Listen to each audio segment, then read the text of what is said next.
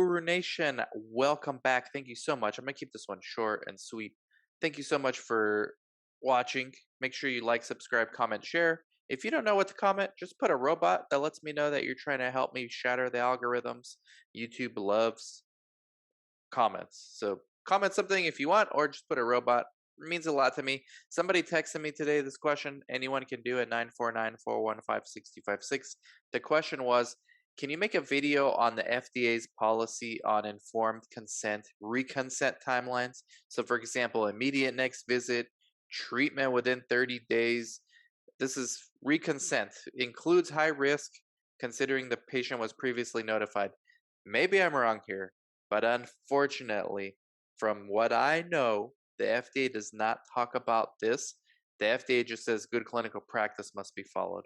What's good clinical practice's first rule? Remember those three umbrellas: GCP, protocol, site SOPs.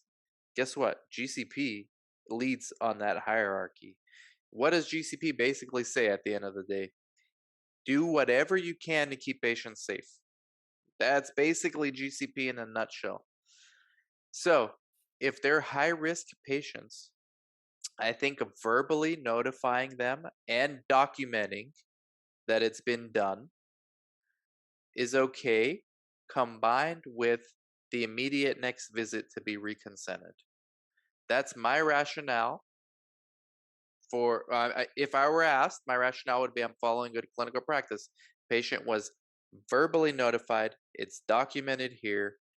In that documentation, it's going to say at the next scheduled study visit, patient will come in and reconsent. To me, that's perfectly fine. I don't care what your site SOPs say on this. That's GCP. Now, if your site SOPs are stricter than GCP, then you need to follow your site's SOPs. If your site's SOPs are more lenient than GCP, GCP wins in this situation. And that's usually how most things work in research. When it comes to things like this, where there's no answers, GCP is what leads the way. Now, if you're at a site and you're not sure, I'm guessing you're at a big academic medical center, you need to ask the sponsor what's going on here. Like, when do you prefer we reconsent? These are high risk patients. Are you okay with our process of verbally notifying them and then at the immediate next visit they reconsent? Or do they need to come in right away and reconsent at an unscheduled visit? If you're asking me, my opinion is you're following GCP by notifying the patient verbally and then at their immediate next visit reconsenting.